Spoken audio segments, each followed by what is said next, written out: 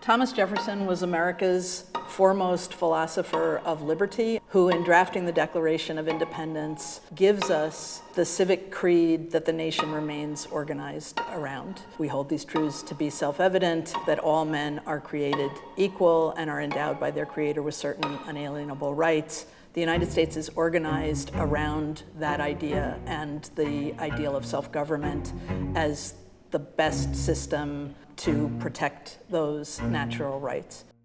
Jefferson is also, like everybody in the elite class of Virginia, an enslaver.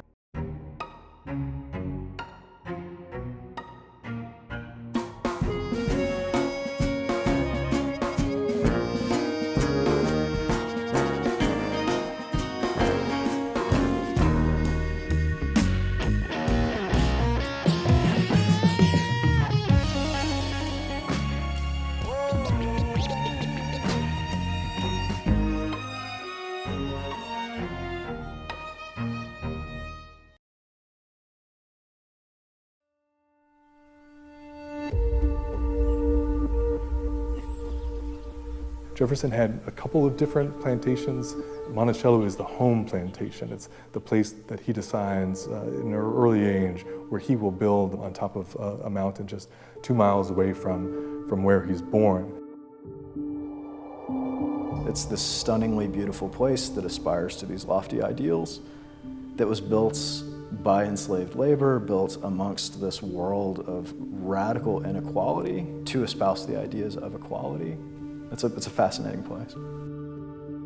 Of course, he's born into a slave society, and he knows at a very young age that he will inherit enslaved people upon his coming of age. His very first memory is of being carried on a pillow by an enslaved man. Jefferson marries Martha Wales Skelton. She'll become Martha Jefferson in 1772, and she dies 10 years later after a series of miscarriages and pregnancies. It's through her father that he'll acquire over 10,000 acres of land and over 130 enslaved people.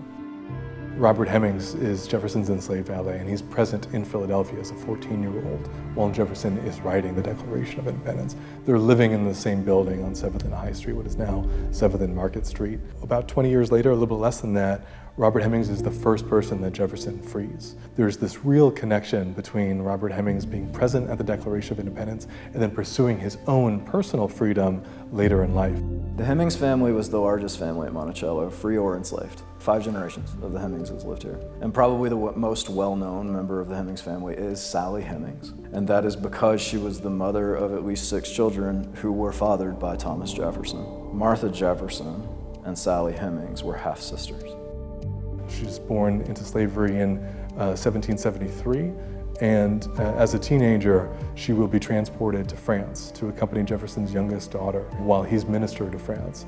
And it's there, according to Madison Hemings, Sally Hemings and Jefferson's son, that their connection, their relationship begins when she's around the age of 17 or so. Ultimately, Jefferson and Hemings will have about 6 children together, 4 of whom will live to adulthood. The 2 elder Hemings children are allowed to leave this plantation when they're young adults, and they're allowed to leave without pursuit.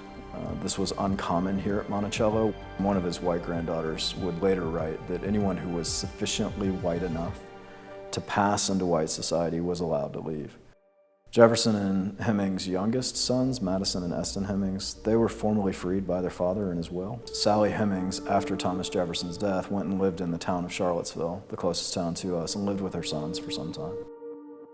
During the era of enslavement, it was very, very common to have mixed race people. 1/5 of all enslaved people in Mississippi were mixed race in some way, shape, or form. So sexuality was an enormous portion of slavery, having control over women's reproductive rights, having control over sexual access to enslaved women, and of course the most famous case is Thomas Jefferson himself.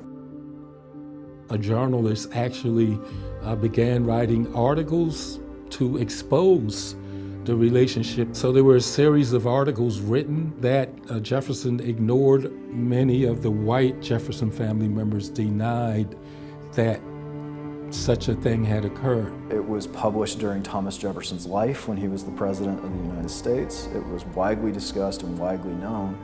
Though the culture and the behavior of a slave-owning society at the time, these things were not openly discussed, but they were known. Jefferson himself never commented at all.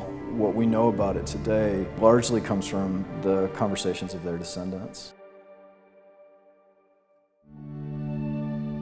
Thomas Jefferson is one of the most divisive figures in American history and always has been. It's not new that people would argue over what Jefferson thought, what Jefferson actually meant, or who gets to claim Thomas Jefferson. He is the author of the Declaration of Independence that not only helped lay the first principles for this country itself, but have inspired others throughout the ages to advocate for their own independence and liberty and individual rights.